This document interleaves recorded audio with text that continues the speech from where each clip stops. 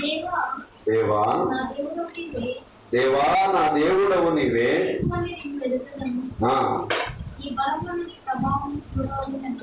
దేవా నా దేవుడవు నీవే, వేకువనే నిన్ను వెతుకుదును, నీ బలమును నీ ప్రభావమును చూడవలెనని పరిశుద్ధాలయమందు నేనెంతో ఆశతో నీ తట్టు కనిపెట్టి ఉన్నాను. నీరు లేక ఎండి ఉన్న దేశమందు నా ప్రాణం నీ కొరకు తృష్ణగోరుచున్నది. నీ మీది ఆశ చేత నిన్ను చూడవలెనని నా శరీరము కృషించుచున్నది.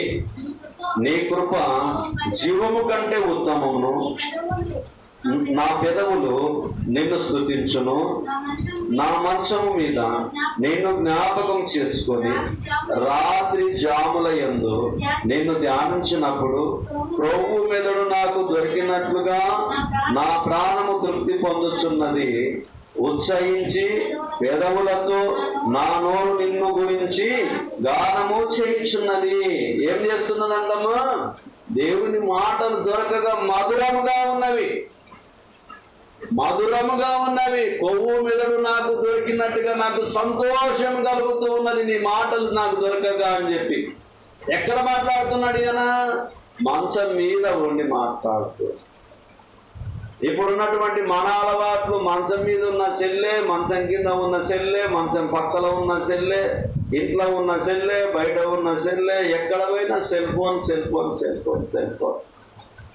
బ్యాగుల్లో బైబిల్ ఉండదు, పాటల బుక్ ఉండదు, నోట్ బుక్ ఉండదు, పెన్ను ఉండదు, కానీ మన దగ్గర సెల్ మాత్రం ఉంటుంది, ఛార్జర్ మాత్రం కంపల్సరీ ఉంటుంది.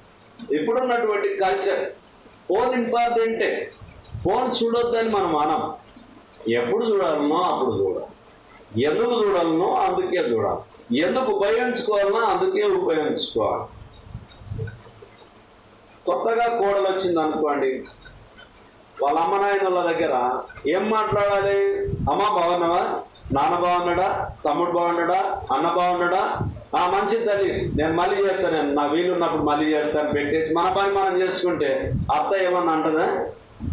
షార్ట్ కట్లో మాట్లాడితే అత్త ఏమన్నదు, మామే అమ్మ ఏం కూర చేసినావు, ఏం బువ్వ వండినావు, ఇంటి పక్కల వాళ్ళు ఎట్లుండరు, ఇంటి ముందర వాళ్ళు ఎట్లుండరు, వాళ్ళ పెళ్ళి అయినా వీళ్ళ పెళ్ళి అయినా అని మొత్తం పుట్టు పూర్వాలు ఫోన్లో మాట్లాడుకుంటుంటే ఎవరైనా చూడకుండా ఉంటారా? అత్త చూస్తుంది, ఏమ్మా పని లేదా, నీకు ఎప్పటికి ఫోన్లోనే మాట్లాడుతూ ఉంటాడు. మామ చూస్తాడు, ఏమి సంసారం సరిగ్గా అయితే లేదని చెప్పి మామ కోపం అవుతాడు. అసలు ఈ అత్తమామల్లే బాగలేదని కోడలు కోపం అవుతాడు.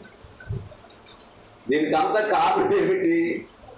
షార్ట్ కట్లో మాట్లాడాలి, కట్టే కొట్టే తెచ్చి అన్నట్లా మాట్లాడాలి. అమ్మ బాగున్నా, రోజు మాట్లాడు తప్పేం లేదా, తల్లిదండ్రులతోటి అవతాతలతోటి రోజు మాట్లాడు తప్పేం లేదు. అమ్మ బాగున్నావా, నేను బాగున్నా, అంతే. ఇంకా అందరి గురించి మనం మాట్లాడితే పేజీలు పేజీలు రాసిన పుస్తకాలు సరిపోవు, పొదసానం మాట్లాడినా పోను సరిపోవు. కాబట్టి పనికి ఆటంకం అవుతుంది. పగటి పూట మాటలు పనికి సేటు, రాత్రిపూట మాటలు నిద్రకు సేటు. కాబట్టి కష్టపడినటువంటి మనం ఏం చేయాలంటే ఒక పూట కాకుండా ఒక పూట సెల్ ఫోన్ చూస్తే తప్పేమి కాదు, ఫోన్ మాట్లాడితే తప్పేం కాదు, కానీ పనిని వదిలిపెట్టి ఫోన్ మాట్లాడవద్దు. సో మరి సీమల యొద్దకు పోమని చెప్పి సెలవిస్తూ ఉంటున్నాడు. ఈ సెల్ ఫోన్లు వచ్చిన తర్వాత చాలా మంది సోమరులుగా తయారవుతూ ఉన్నారు. ఏమిటి అంటే ఆ ఫోన్ ఉపయోగకరంగా ఉండడానికి ఉపయోగించింది. ఫోన్ తయారు కావడానికి కారణం ఏమిటి? ఒకప్పుడు లెటర్లు రాసుకునేవాళ్ళు. పోస్ట్ ఆఫీసులో వస్తే ఆ లెటర్ చూసి చాలా సంతోషంతో మళ్ళీ చూసి మళ్ళీ ఒక లెటర్ రాసేవాళ్ళు. ఆ లెటర్ వచ్చి లెటర్ పోతే చాలా పిల్లలతో మాట్లాడినట్టుగా, బంధువులతో మాట్లాడినట్టుగా ఉండేది. నూతన సంవత్సరాలు వస్తే కార్డ్స్ ఇచ్చేవాళ్ళు, హ్యాపీ న్యూ ఇయర్ అని కార్డ్స్ ఇచ్చేవారు, కొత్త కొత్త రకాలుగా కార్డ్స్ వెతికి ఇచ్చేవారు. అది ఒక హ్యాపీగా ఉండేది. తర్వాత ఇప్పుడు సెల్ ఫోన్లు వచ్చిన తర్వాత ఇంకా ఒకరు పంపింది ఒకరు పంపించడం, ఒకరు పంపింది ఒకరు పంపించడం, మన మీద పంపించడం, వానికి లైక్ కొట్టడం, వీనికి లైక్ కొట్టడము, వాడు గంతులేస్తే ఈడు గంతులేస్తే ఈడు సిందులేస్తే వాడు సిందులేస్తే అసలు నేను సినిమా యాక్టర్లకైతే లైక్ కొడతారు, నాకు లైకే కొట్టరు అని వాళ్ళు అంటారు. ఏ లైక్ కరోనా క్యాజాయగా అని అంటాడు ఒకడు. అది చూస్తూ ఉంటే అవే వస్తూ ఉంటాయి, అది చూస్తూ ఉంటే ఏది చూస్తుంటే అదే వస్తూ ఉంటుంది. తవ్వుతుంటే మట్టే వస్తుంది, మట్టి కాడ తవ్వుతే మట్టే వస్తుంది. ఫోన్ చూసుకుంటుంటే ఫోన్దే ఉంటుంది. దానివల్ల ఏమైనా రూపాయి వచ్చినా మనకు కుటుంబం ఏమైనా బాగుపడుతుందే? బాగుపడడానికి ఉపయోగించుకోవాలి. ఫోన్పే చేయాలి, గూగుల్ పే చేయాలి, లేకపోతే యూట్యూబ్లో కొన్ని విషయాలు తెలుసుకోవాలి, కొత్తగా కనిపెట్టాలి, మన జ్ఞానాన్ని పెంపొందించుకోవాలి అని అనుకుంటే ఉపయోగించుకోవాలి. కానీ ఏది కూడా కాకుండా ఫోన్ మాత్రమే చూస్తూ ఉండడం వల్ల ఎవరికి లాభం లేదు. చూసి చూసి చిన్న పిల్లలు పిక్చర్లు అయిపోతున్నారు. పబ్జి గేమ్ ఆడినోడు ఇట్లే అనబట్టిండు, ఇట్లే అనబట్టిండు. జావు జావు జావు జావు ఇక్కడ వచ్చాడు ఇక్కడ అని ఇంట్లో ఎవడైనా ఆరోగ్యం బాగాలేడు గుండె వాళ్ళకి సావనికే అయింది ఆ బాధకు. సెల్ ఫోన్ వల్ల అన్ని సమస్యలు అవుతున్నాయి. చిన్నపిల్లల కంటి చూపు దూరం అవుతుంది. మనకన్నా తెలియదు, చిన్నపిల్లలకు బాగా తెలుసు. ఇట్లా ఇట్లా ఇట్లా ఇట్లా అంటారు, మళ్ళీ ఇట్లా అంటారు. ఎవరిని చూడరు. ఒకప్పుడు పిల్లలు తల్లి పాల కొరకు ఏడ్చేవారు, అమ్మ ఏమన్నా కొనిగిస్తే తిందామని ఆశపడేటటువంటి వాళ్ళు. ఇప్పుడు ఒక సెల్ ఫోన్ చేతిలో పెడితే చాలు, ఎవరిని మనకు తల్లిదండ్రులకు కూడా మేలైంది. ఫోన్ ద్వారా నాయన నాకు బాధ తప్పింది అనుకుంటాం, కానీ తర్వాత ఆ పిల్లలు పడే వేదన మనం తట్టుకోలేము. దయచేసి సెల్ ఫోన్ పిల్లలకు దూరంగా ఉంచండి. మనం పిల్లలకు సరే ఇప్పటి వరకు పుట్టిన వారికి ఇచ్చిన వారికి ఆ అలవాటు పడ్డది అనుకోండి.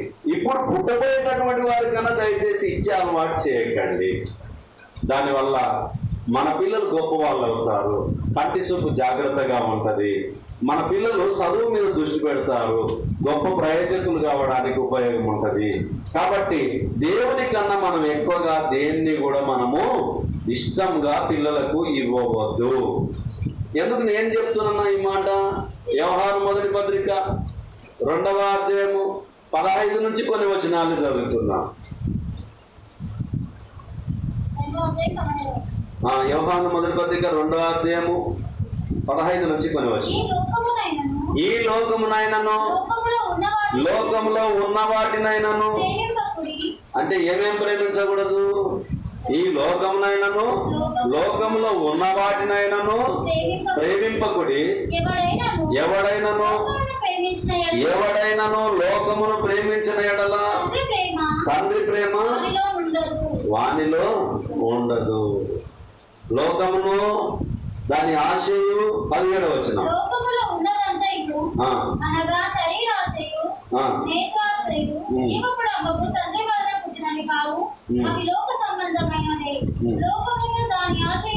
లోకమును దాని ఆశలు గతించిపోతున్నాయి కానీ దేవుని చిత్తాన్ని జరిగించిన వారు మనం దేవుని చిత్తాన్ని జరిగించి నిరంతరం ఉండే వారిగా ఉండాలి.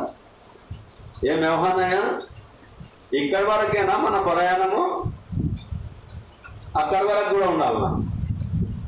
మరి అమ్మ ఎక్కడి వరకు ఉండాలి మన ప్రయాణం?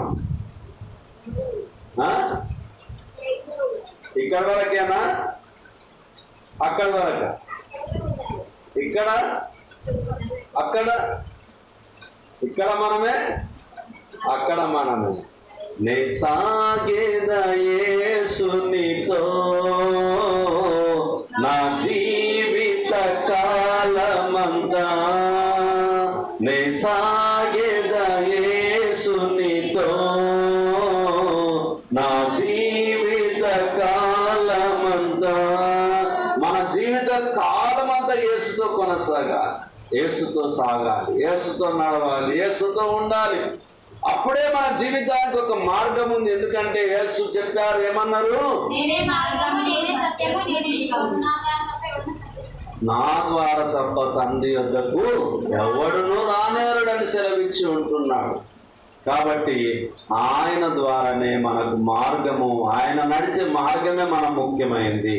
71వ కీర్తన 15వ చరణం.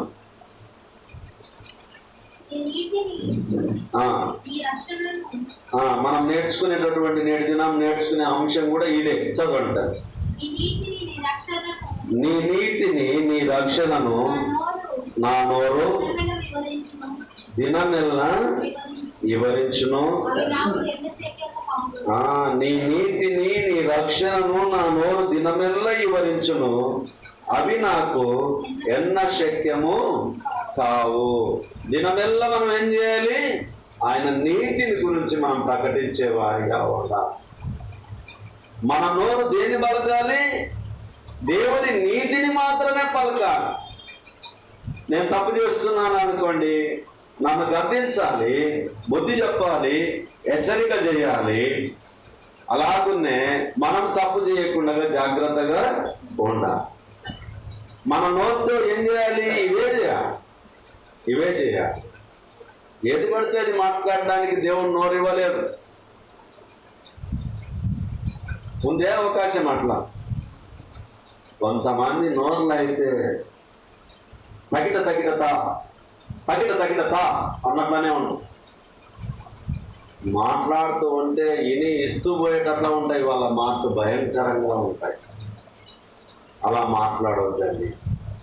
దేవుడు మనకు నోరు ఇచ్చింది మృదువుగా మాట్లాడడానికి, నెమ్మదిగా మాట్లాడడానికి, ప్రశాంతంగా మాట్లాడడానికి, మంచి మాటలు మాట్లాడడానికి, మంచి ప్రవర్తనగా జీవించడానికి, మంచి ఉద్దేశంతో ఉండడానికి దేవుడు మనల్ని పిలుపునిచ్చాడు, కృపను చూపించి ఉంటున్నాడు. కాబట్టి దాన్ని విడిచిపెట్టి ఎప్పుడు మనం తిరగవద్దు. 81వ కీర్తన 10వ చరణం. ఐగుప్తీయుల దేశములో నుండి నిన్ను రప్పించిన నీ దేవుడు నాకు యెహోవాను నేనే. ఐగుప్తీయుల దేశంలో నుండి నిన్ను రప్పించిన నీ దేవుడు నాకు యెహోవాను నేనే. నీ నోరు బాగుగా తెరవుము, నేను దానిని నింపెదను. చూడండి ప్రియమైనటువంటి వాళ్ళ, ఐగుప్తీయుల దేశంలో నుండి నిన్ను రప్పించిన నీ దేవుడు నాకు యెహోవాను నేనే. నీ నోరు బాగుగా తెరువుము, నేను దాన్ని నింపెదను. బాగుగా తెరవమంటే దేవుని కొనియాడడానికి బాగుగా నోరు తెరవాలి. దేవుని పని కొరకు బాగుగా తెరవాలి నోరు. దాన్ని నేను నింపుతాను అంటున్నాను. కానీ కొంతమంది నోర్లుల్లో చూస్తే అన్ని తిట్ల పురాణాలే, తిట్లే పురాణాలే ఉంటాయి. వాళ్ళ నోట్ల ఒకటే మాటలు కాదు, ఒక మాట కాదు, 2 మాటలు కాదు, ఎన్ని ఎండాకాలం కింద పడిపోయేటట్ల మాటలు ఉంటాయి. వాళ్ళు కొంతమంది మాటల వల్లనే ఉరివోసుకొని చచ్చిపోయిన వాళ్ళు కూడా ఉండరు, మాట పడలేక రోషమైన వాళ్ళు. కాబట్టి మన నోటి వలన మనం పాపము చేయవద్దని చెప్పి దేవుని వాక్యం తెలియపరుస్తూ ఉంది. కాబట్టి మనం దేవుని యందు భయభక్తులు కలిగి మన నోరు దేవుడు నింపుతాడు. ఎప్పుడు నింపుతాడు? బాగుగా మనం తెరవమన్నాడు దేవుడు. మన నోరు ఎందుకు నింపుతాడు? దేవుని గురించి మాట్లాడడానికి నింపుతాడు. ఇప్పుడు నేను ఇలా మాట్లాడుతూ ఉన్నా, మళ్ళీ బయటికి వెళ్ళి కూడా మాట్లాడగలను, లోక జ్ఞానంతో మాట్లాడగలను. కానీ ఇప్పుడు అది కూడా వదిలిపెట్టుకున్న మాట్లాడడం. ఎందుకంటే సేవకు వచ్చిన తర్వాత నా పని నేను చేసుకుంటూ ముందుకు కొనసాగుతూ ఉన్నాను. అంతకుముందు హోటళ్ళు నేనే ఉంటుంటి, పంచాయతీలలో నేనే ఉంటుంటి, పోలీస్ స్టేషన్ దగ్గరికి నేనే వెళ్తుంటి, ప్రతి సమస్య ఎంఆర్ఓ ఆఫీసుల దగ్గరికి, కలెక్టర్ ఆఫీసుల దగ్గరికి, ఏ పని పడితే అందరు అధికారుల దగ్గరికి నేనే తిరుగుతూ ఉంటే, పార్టీలో పనిచేస్తుంటిని, ధర్నాలు చేస్తుంటిని, రాస్తా రోకులు చేస్తుంటిని, ప్రజా సమస్యల మీద పోరాటం చేస్తూ ఉంటుంది. అలా చేస్తూ ఉన్నటువంటి వ్యక్తిని నేను ఇప్పుడు యేసు ప్రభువుని నమ్మిన తర్వాత ఇప్పుడు నేను చేస్తున్నటువంటి పని ఏమిటి అని అంటే, నా పని నేను చేసుకుంటూ దేవుని పనిని చేస్తూ ఉన్నాను. ఇప్పుడు నేను హోటళ్ళ కాడ ఉండడం లేదు, మోటార్ల కాడ ఉండడం లేదు, పంచాయతీల కాడ ఉండడం లేదు, పోలీస్ స్టేషన్ దగ్గరికి పోవడం లేదు, ఏ ఆఫీసుల దగ్గరికి వెళ్ళడం లేదు. ఎందుకు వెళ్ళడం లేదు? ఇప్పుడు అది అవసరం లేదు. నా పనేమో నేను చూసుకొని ముందుకు కొనసాగుతూ ఉన్నా. ఎవరైనా పిలిస్తే పాత వాళ్ళు, ఎవరైనా తెలిసిన వాళ్ళు, అయ్యా మాట్లాడడానికి రావాలి అని అంటే కొంతమంది అయితే తిట్టిపోయి ఉన్నా. నువ్వు పైసలు ఇస్తేనే వస్తావు, పైసలు ఇవ్వని దానికి వస్తలేవు నువ్వు అని అన్నారు. నీ ఇష్టం అబ్బాయి, ఏమన్నా అనుకో అని. నీ ఇష్టం ఏమన్నా అనుకో, నేను పంచాయతీకి రావడం లేదన్న. పంచాయతీకి వద్ద ఎట్లుంటుంది? అడ్డం మాట్లాడాలి, నిలువు మాట్లాడాలి, పొడుగు మాట్లాడాలి, అప్పుడే పంచాయతీ. లేదయ్యా కట్టే సూది దూలానికి తీసుకొని వచ్చిండ్రు, సూది బరుగా దూలం బరుగా అని అంటే మాట్లాడేటప్పుడు సూది బరుగా అనవచ్చు, దూలం బరుగా అనవచ్చు. కానీ వాస్తవాలు పంచాయతీలో తక్కువగా మాట్లాడతారు, అబద్ధాలు ఎక్కువగా మాట్లాడతారు. లోక జ్ఞానం ఉన్నవాడు గెలుస్తాడు, ఆత్మీయ జ్ఞానం ఉన్నవాడు ఆడ గెలవడు. కాబట్టి పంచాయతీలకు వెళ్ళడము మానేస్తుంది. అంటే మార్పు జరగాలి. మానవ జీవితంలో, నా జీవితంలో, మీ జీవితంలో మార్పు జరగాలి. ఇప్పుడు ఎవరన్నా నన్ను తిడితే నేను పడుతూ ఉన్నా, ఎదురు మాట్లాడటం లేదు. ఒకప్పుడు తిట్టడానికి సాహసం చేసేవాళ్ళు కాదు, వంశకం ఎందుకు రా నాయనా అనేవాళ్ళు. ఇప్పుడేమో వాళ్ళే తిట్టబట్టారు. తిడితే కూడా ఇప్పుడు ఏం చేయాలి? నీతి నిమిత్తం హింసింపవాడు వారు దాన్ని, నీతి నిమిత్తం అంతే. వాళ్ళు తిట్టడం వల్ల మనకేమన్నా వచ్చిందే? గట్టుకొని నక్కుగా గొంతేడి చచ్చిందంట. ఏమయ్యా గట్టును చూసి ఒకటే మరుగుతుందంట కుక్క. ఏందో వచ్చింది, ఏందో వచ్చింది, ఏందో వచ్చింది, ఇది ఎక్కడ పోదని ఒకటే మరుగుతుందంట. గొంతెంటి అట్లే చచ్చిపోయిందంట. మనం కూడా దేవుని నమ్మినటువంటి వాళ్ళం ఎట్లుండాలి? గట్టులాగా ఉండాలి, గట్టిగా ఉండాలి. అలలు వచ్చి కొట్టినా, కుక్కలు వచ్చి మరిగినా భయపడవద్దు. నేను భయపడను, ఇక నేను భయపడను, ఏ కీడు రాదని యేసే చెప్పెను నాకు, ఏ కీడు రాదని యేసే చెప్పెను నాకు. నేను భయపడను, ఇక నేను భయపడను. దేవుని మాటల కొరకు నోరు బాగా తెరవమని చెప్పిండు. ఆ నోటిని నింపుతా అని చెప్పి దేవుడు చెప్పాడు. కాబట్టి మనం దేవుని కొరకు స్వరమెత్తి పాడడానికి, స్వరమెత్తి ప్రార్థించడానికి, స్వరమెత్తి మాట్లాడడానికి బాగా నోరు తెరవాలి. నోరు తెరవక ముందు ప్రార్థన చేసుకోవాలి. నాయనా నేను ఈ పరిచర్య పోతున్నా, నేను ఈ పరిచర్య నిమిత్తం నేను వెళ్తూ ఉన్నాను, అక్కడ నేను ఏం మాట్లాడాలో నాకు తెలియదు. నీవు నాకు నోటికి బూరగా ఉండు నాయన, నాకు సహాయం చేయి నాయన, నా నోరును నింపు నాయన అని మనం ప్రార్థన చేసుకొని ఎప్పుడైతే వెళ్తే మనం వెళ్ళు ప్రతి స్థలాన్ని దేవుడు ఆశీర్వదిస్తాడు. ఆ స్థలాన్ని మన ఆధీనంలోకి ఇస్తాడు. ఎందుకనంటే దేవుని యొక్క ప్రణాళిక మన యందు ఉంది అనేటటువంటి జ్ఞాపకం ఉంచుకోవాలి. మొన్న ఒక సహోదరుని పెళ్లి రోజు జరిగింది. రండి బాబాయ్ పెళ్లి రోజు ఉంది అని అన్నాడు. అంటే నేనేమనుకున్నా, వీళ్ళు పెద్ద పెద్ద సేవకులను పిలిపించుకుంటారా, మాయాసకులను ఆడ పిలిపించుకుంటారని నేను అనుకోను. జనరల్గా అందరు పిలిచినట్లు పిలిచిండు, నేను పోయినా. పోతే ఇప్పుడు కార్యక్రమం నీవే నడపాలి అన్నాను. దేవునికి స్తోత్రం నడిపినాం. అంటే మనము వెళ్ళే ప్రతి స్థలాన్ని ఆశీర్వదించేది ఎవరు? దేవుడే. మన నోటికి బురగా ఉండేది ఎవరు? దేవుడే. మన నోరును నింపేది ఎవరు? దేవుడే. అప్పుడు మాట్లాడించేటటువంటి ప్రణాళిక చాలా చాలా రాసుకొని పోయి ఉంటాం. మేమేమో రాసుకుని ఉంటాం కొన్నిసార్లు. అన్నీ మాట్లాడలేము. దేవుని చిత్తమైనవి మాత్రమే మాట్లాడగలుగుతాం. కాబట్టి మనమందరం నేర్చుకోవాల్సింది మన జీవితంలో, ఆ సమయంలో ఎవడు గొప్పవాడు కాక అరిసి అరిసి అరిసి అరిసి గొంతేటి సాగుకోకు కానీ మనం మౌనంగా ఉండడమే చాలా ప్రాముఖ్యమై ఉన్నది. ఈ భూమి మీద మన నోరు ఎక్కడ తెరవాలి? దేవుని సన్నిధిలో తెరవాలి, దేవుని స్తుతించడంలో తెరవాలి, దేవుని ప్రార్థించడంలో తెరవాలి, దేవుని వాక్యం బోధించడంలో తెరవాలి. అప్పుడు దేవుడు నోరును బాగా నింపుతాడనేటటువంటి జ్ఞాపకం ఉంచుకోవాలి. ఎఫెసీయులకు రాసిన పత్రిక 6వ అధ్యాయం 15వ వచనం.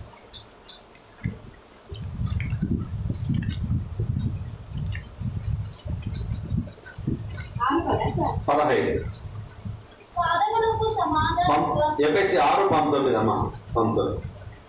మరియు మరియు నేను దేని నిమిత్తం నిమిత్తము మరియు నేను దేని నిమిత్తము రాయబారినై మరియు నేను దేని నిమిత్తము రాయబారినై సంఖ్యలలో ఉన్నాను. ఆ సువార్త మర్మమును ధైర్యంగా తెలియజేయటకు నేను మాటలాడ నోరు తెరుచున్నప్పుడు దానిని గురించి నేను మాటలాడవలసినట్టుగా ధైర్యంతో మాటలాడటకై వాక్శక్తి నాకు అనుగ్రహింపబడినట్లు నా నిమిత్తము పూర్ణమైన పట్టుదలతో విజ్ఞాపన చేయించు మెలకువగా ఉండుడి. 19 చూసినప్పుడు ధైర్యముగా తెలియజేయటకు నేను మాటలాడ నోరు తెరుచున్నప్పుడు, దేవుని మాటలు ఎట్లా చెప్పాలి? ధైర్యంగా చెప్పాలనా పిరికొల్లలాగా చెప్పాలి? కొన్నిసార్లు నేను కూడా పిరికొన్నే అయినా, నీ ముందు ఒప్పుకుంటున్నాను, దేవుని ముందు కూడా ఒప్పుకుంటున్నాను. బైబిల్ పట్టుకొని చర్చికి వెళ్ళాలంటే కూడా నామూసిగా ఫీల్ అయినా, సిగ్గుపడ్డా. వాళ్ళేమనుకుంటారో వీళ్ళేమనుకుంటారో అని చెప్పి బైబిల్ పట్టుకపోకుండా కూడా చర్చికి వెళ్ళిన దినాలు కూడా ఉన్నాయి. దేవుడి సన్నిధికి వెళ్ళేటప్పుడు బైబిల్ పట్టుకోవాలంటే కూడా సిగ్గుపడిన దినాలు ఉన్నాయి. కానీ ఇప్పుడు ఎక్కడికి వెళ్ళినా బైబిల్ పట్టుకొనే వెళ్తూ ఉన్నాం. అంటే ఎవరు మార్చగలిగిండ్రు? ఎప్పుడైనా నేను పట్టుకోకూడదు అనుకుంటే పట్టిస్తాడు ఆయన, అంతే. నేను వెళ్ళకూడదు అంటే వెళ్ళడానికి ప్రయాణం చేపిస్తాడు ఆయన. అదే దేవుని ప్రణాళిక. వద్దనుకున్నాం అనుకోండి, చాలా మంది దేవుని నమ్మనటువంటి వాళ్ళు అమ్మాయిలను వెతికినప్పుడు వాళ్ళకు క్రిస్టియన్ అమ్మాయి దొరికింది అనుకో, అప్పుడు ఏమవుతుంది? ఆమె ఇంట్లోకి వచ్చి కార్యక్రమం అప్పుడే ఇంకా ప్రార్థన స్టార్ట్ అవుతుంది ఆ ఇంట్లో. ఆ తర్వాత ఆమె స్టార్ట్ అవుతుంది, ఆమె తర్వాత ఆమె పిల్లలు స్టార్ట్ అవుతుంది. తప్పకుండా మేలుకరం అవుతుంది. మనం ఎక్కడికి వెళ్ళినా తప్పకుండా దేవుని ప్రణాళిక ఉంటుంది. మన నోరుని ఏం చేయాలి? ప్రార్థన జాగ్రత్తగా వాడుకోవాలి, జాగ్రత్తగా వాడుకోవాలి. బండి ఉంది కదా అని చెప్పి 160 కన్నా ఎక్కువ స్పీడ్ పెంచినామనుకో, ఎవరికి మనం గుర్తామో తెలియదు, యాడ మనం బోర్ల పడతామో మనం తెలియదు. అంటే ఎంత స్పీడ్లో పోవాలనో అంతే స్పీడ్ పోతే ప్రమాదాలు జరిగాయి. ఎంత మాట్లాడాలనో అంత మాట్లాడితే ప్రమాదాలు జరిగాయి. ఇంకా అదుపు తప్పి మాట్లాడితే గల్ల పట్టి కొట్టాల్సిన పరిస్థితులు వస్తాయి. ఇక పడుకున్నాడు అనుకో, నాలాగా బుడ్డ ఈపుల పట్టి కూడా తప్పనిస్తాడు. నాకన్నా పడుకున్న మనిషి అనుకో, నేను తలకాయ వంపుతాడు, ఈపుల పట్టి తప్పనిస్తాడు. పడ్డ ప్రతి దెబ్బకు అబ్బా అనాలి, అబ్బా లేకుంటుందా అమ్మ లేకుంటుందా. అంటే నోరును మనం కాపాడుకోవాలి. దేవుని వాక్యం సెలవిస్తుంది, ఏది పడితే అది మాట్లాడవద్దు మీరు. కీర్తనలు 105వ కీర్తన 2వ చరణాన్ని చూడండి. 105 2వ చరణం. ఆయనను గూర్చి పాడుడి, ఆయనను కీర్తించుడి, ఆయన ఆశ్చర్య కార్యములన్నిటిని గురించి సంభాషణ చేయుడి. దేని గురించి సంభాషణ చేయాలి? మనం కలిసినప్పుడు దేవుని కార్యాల గురించే మాట్లాడుకోవాలి. అమ్మ ఉప్పు కూర తక్కువైందే, ఉప్పు తక్కువైందే, ఈ కూర బాగుందే, ఈ సీర బాగుందే, ఈ అంగి బాగుందే, ఈ బిల్డింగ్ బాగుందే, ఆయమ కమ్మలు బాగుండవే, ఈ అన్నక చేతికి ఎండి బాగుందే, మెడలో హారం బాగుందే. ఇవల్ల నథింగ్. లోకమైనను లోకంలో ఉన్న వాటినైనను నేను ప్రేమించకని చెప్పి దేవుని వాక్యం సెలవిచ్చినాక దాన్నే మనం చూసుకుంటూ ఉంటే, ఆశపడకు ఈ లోకం కోసం చెల్లమ్మ, మనిషి ఆశించేది ఏదైనా అది మట్టేనమ్మా, మనిషి ఆశించేది ఏదైనా అది మట్టేనమ్మా. సుందరమైనటువంటి స్త్రీకి మరి ముక్కు కమ్మి పెట్టడం మంచిదే, కానీ సుందరం కానటువంటి పందికి మనం ముక్కు కమ్మి పెడతామా? పెట్టం. కాబట్టి ఈ లోకంలో ఉన్నదల్లా కూడా ఈ బంగారు కానీ, వజ్రాలు కానీ, వైడూర్యాలు కానీ, ఆస్తులు కానీ, ఐశ్వర్యాలు ఏదైతే మనం అనుకుంటూ ఉన్నామో ఆ వల్ల కూడా దేంట్లోకి వెళ్ళి వచ్చినవి? మనతో పాటు వచ్చినవే. మనం కూడా మట్టిలోకి వెళ్ళి వచ్చినవే. బంగారు ఎండి నగలు కూడా మట్టిలోకి వెళ్ళి దాన్ని సానం పట్టి దాన్ని కరగబోసి దాన్ని మళ్ళీ తయారు చేస్తే బంగారుగా మనం వెల చెల్లించి తీసుకుంటున్నాం. కాబట్టి అది తక్కువగా ఉంది, విలువ ఎక్కువగా పెరిగింది. మన మాటలు కూడా తక్కువగా ఉండాలి, విలువ ఎక్కువగా ఉండాలి. బంగారు విలువ తక్కువనే, బంగారు పెట్టుకునేది తక్కువనే, ఇనుము ఎక్కువ పెట్టుకుంటారు ఇంట్లో. బీరువాలు ఇనుమే, ట్రంకు పెట్టెలు ఇనుమే, చాలా వరకు గడ్డపరాలు, వ్యవసాయ పనులు అన్నీ కూడా ఇనుమే. కానీ విలువ ఎక్కడ, దేనికి ఎక్కువ? బంగారానికే ఎక్కువ. బంగారానికి మళ్ళీ ముందుకు వెళ్తే వజ్రాలకే ఎక్కువ. అంటే ఒక్కొక్కటి ఒక్కొక్క విలువను పెంచుతూ పోతుంది. మనం వజ్రాల కన్నా విలువైన నోటి మాటల చేత మనం మాట్లాడాలి, నోటి మాటల చేత మాట్లాడాలి. కీర్తన 103:5.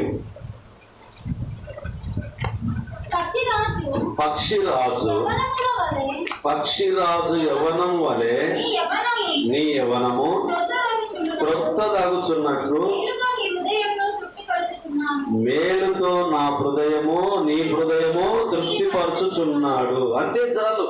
మేలుతో మన హృదయాన్ని తృప్తిపరిస్తే చాలు. ఇంక అంతకన్నా మించింది మనకు ఏమీ లేదు. సామెతలు 31:8.